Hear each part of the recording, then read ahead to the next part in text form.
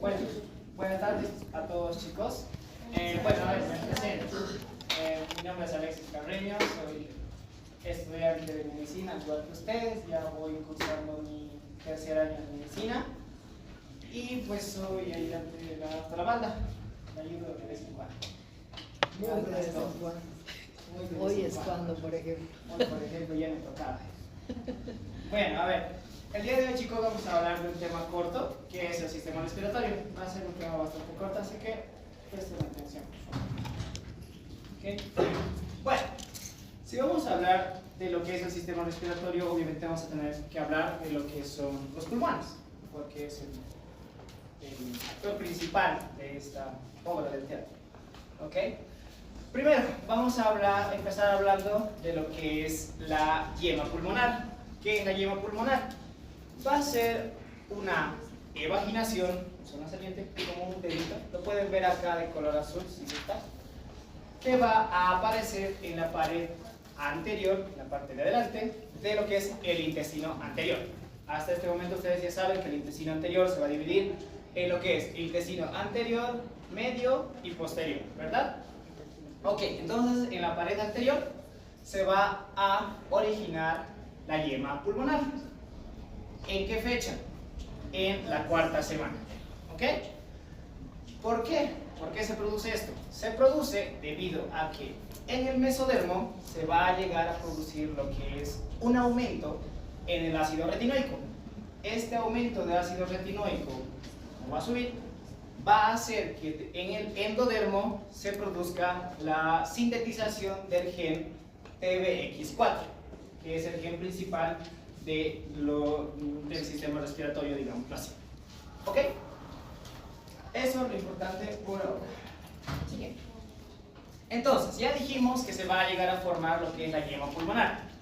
Como ustedes pueden ver aquí en la primera imagen, entre el esófago y esta yema va a existir un contacto estrecho durante las primeras etapas, hasta que se va a llegar a formar lo que son las crestas braquioesofágicas, que las pueden ver acá.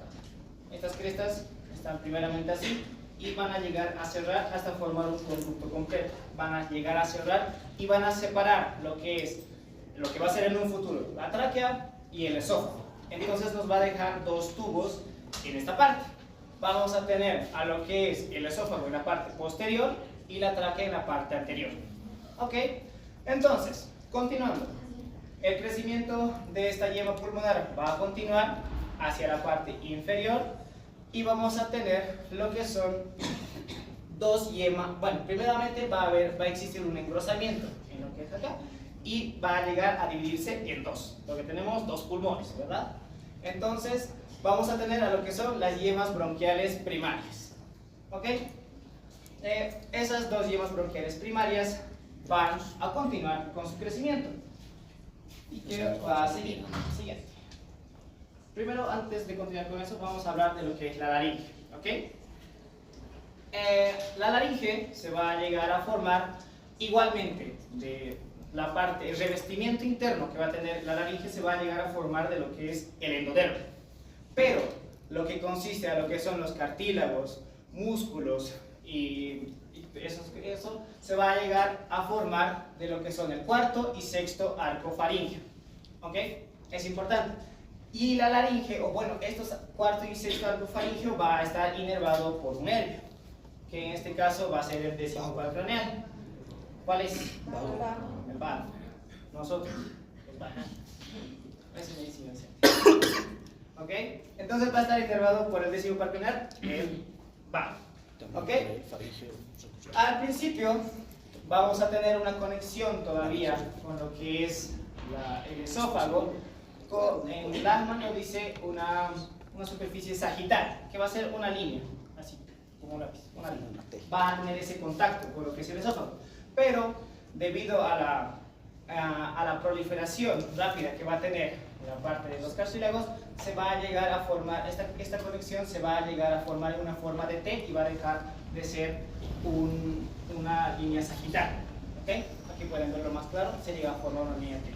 Igualmente, como ya bien dijimos, la laringe se va a llegar a cerrar por completo, pero en cierto punto se van a llegar a formar, debido a la vascularización que va a tener esta parte, y también se van a llegar a formar vacuolas que van a ser como espacios dentro de acá, se van a llegar, otra vez se va a volver a abrir este conducto.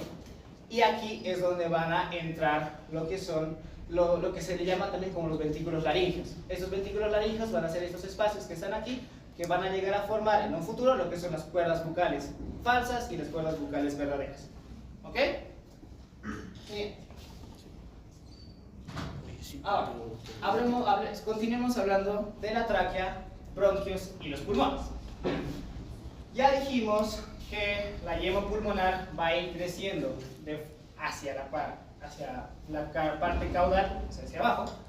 Entonces va a ir creciendo hacia abajo. Como pueden ver, primeramente hay un engrosamiento de lo que es esta yema y se forman las yemas primarias, las yemas bronquiales primarias, ya lo dijimos, ¿verdad? Estas yemas bronquiales primarias van a llegar a formar lo que son las yemas bronquiales secundarias ahora. Como pueden ver acá, la yema bronquial, este lado sería el izquierdo y este lado el derecho, ¿ok? Entonces, anatómicamente ustedes ya saben cuántos lóbulos tiene el pulmón derecho. 3. ¿Y el izquierdo? 2. Entonces, aquí la explicación. ¿Por qué se llega a pasar esto? Porque justamente, porque en el pulmón tenemos 3 lóbulos. Entonces, porque durante la etapa de gestación, pues, la yema bronquial secundaria derecha va a tener 3 ramificaciones y el izquierdo solamente 2. ¿Ok? Continuando. El memotec, esta es una imagen que la pueden conseguir en internet, que me pareció bastante buena, así que la he usado. ¿Ok? Entonces, el memotécnico 32, derecho, izquierdo. ¿Ok? 3 lóbulos en el pulmón derecho y 2 en el pulmón izquierdo. ¿Ok? Continuamos. El pulmón va a seguir creciendo hacia abajo, hacia la parte caudal, pero no solamente hacia abajo, también hacia las partes externas.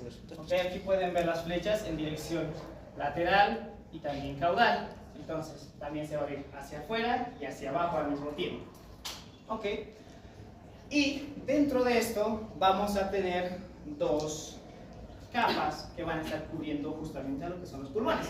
Vamos a tener la pleura, la pleura parietal y la pleura visceral, ¿verdad? Pero hay una recordar, ya no lo esta mañana igual. La pleura visceral, no. Sí, pero antes de eso. ¿Quién?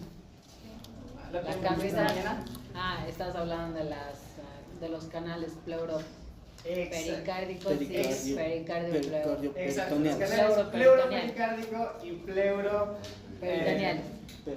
peritoneal. Exacto. Esto nos va a ayudar a separar, a separar justamente, como dice su nombre, a la pleura del pericardio y también de lo que es ¿ok? Continuamos.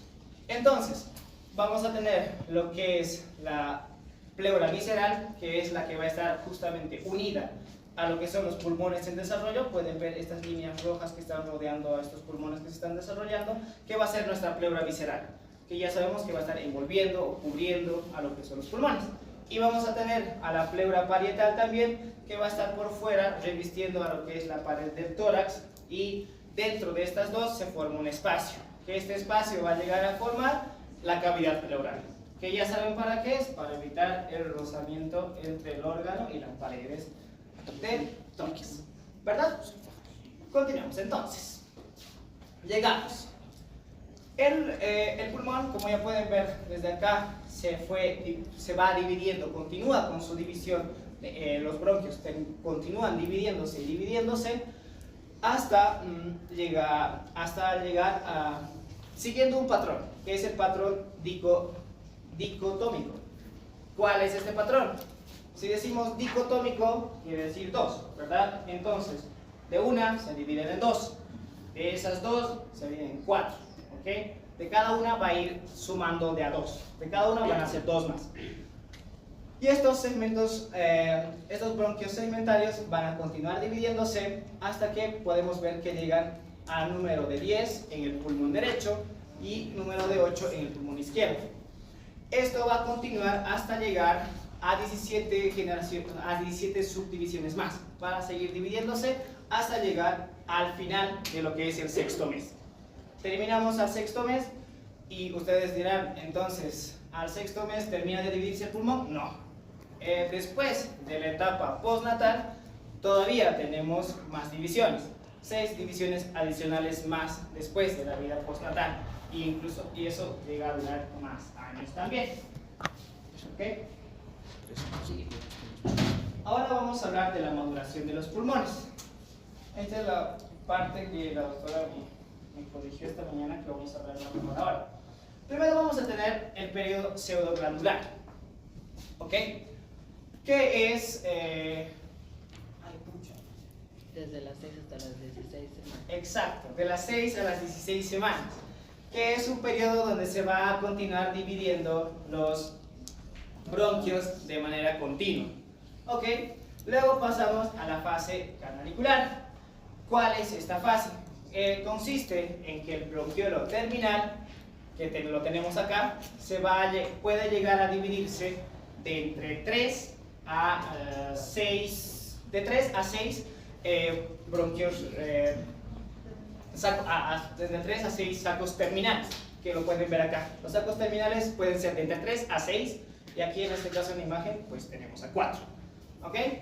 Y luego pasamos al periodo que es el periodo de los sacos terminales, que justamente es este, donde pueden ver que lo que son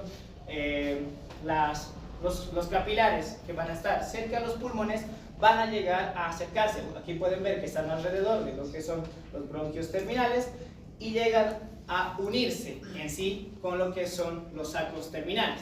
Y luego llegamos a la fase final, que es la fase o el periodo alveolar, que consiste ya que justamente la unión de estos dos, de lo que son los capilares con lo que son los sacos terminales, van a llegar a formar esta unión, que es donde se va a producir justamente la respiración, el intercambio gaseoso. ¿Ok?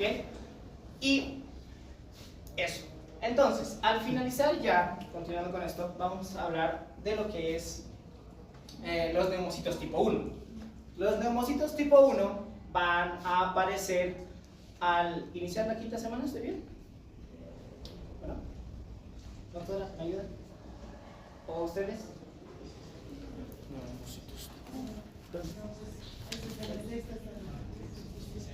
Ya, exacto, bien.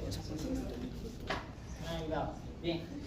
Entonces, vamos a tener los neumocitos tipo 1, ¿ok? ¿Qué van a hacer estos neumocitos tipo 1? Los sacos terminales, como pueden ver, al principio tienen células cúbicas. Los neumocitos tipo 1 van a llegar a aplanar lo que son estas células y les van a ir alargando. Y ya al unirse con lo que son los capilares, llegan a formar lo que son los neumocitos tipo 1. Entonces, ¿a qué edad gestacional es eso? Sexta semana. No. Séptimo mes. Séptimo mes. Séptimo mes. Séptimo mes. Mes. Ok. Mes. Los últimos 2 meses de las gestaciones. Exacto. A séptimo mes, chicos. Me estoy bugueando yo.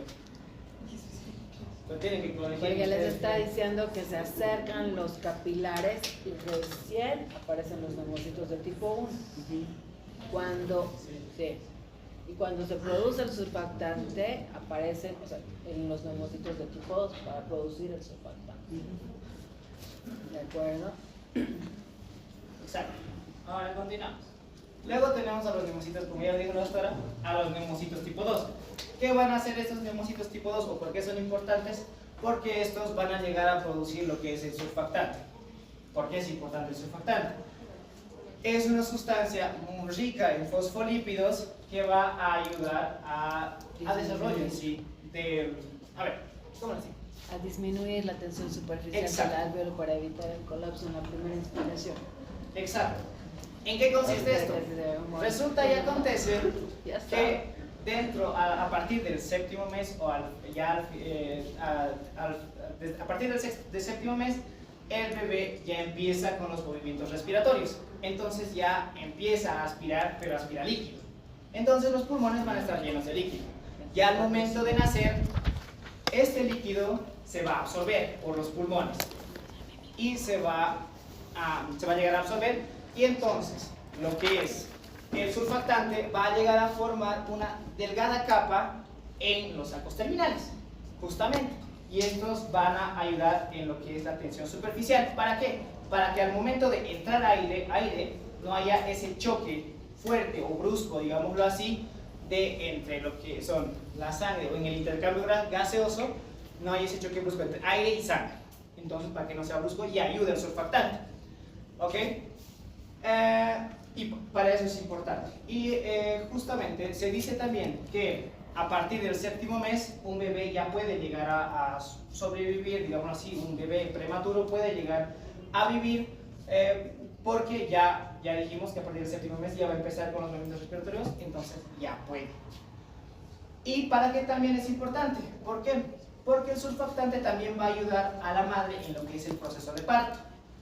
Porque debido a lo que A los niveles. a los niveles de ¿qué hormona es esta? Las prostaglandinas. ¿Ok? En lo que es el líquido en la mamá, va a producir un aumento en lo que son las prostaglandinas, y se va a producir lo que es la interleucina 1 beta o L1 beta, que va a producir contracciones uterinas justamente, y va a ayudar en lo que es el parto de la madre, para que existan esas contracciones y el bebé pueda nacer. Entonces, colorín colorado, este cuento se acabó.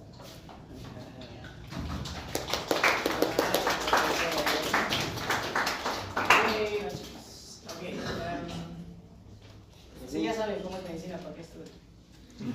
Bueno, chicos, ¿para qué? Yo estoy acostumbrado, porque la doctora siempre creo que lo mantienes todavía haciendo, yo no vengo mucha teoría, pero siempre nos deja un mensaje al final de cada tema. Sí, ya saben cómo soy, ¿por qué me estudio? No sé, porque somos masoquistas tal vez, pero los animo a seguir adelante, chicos, para que yo cuando pareciera ayer que yo estuve primero de medicina y la doctora me venía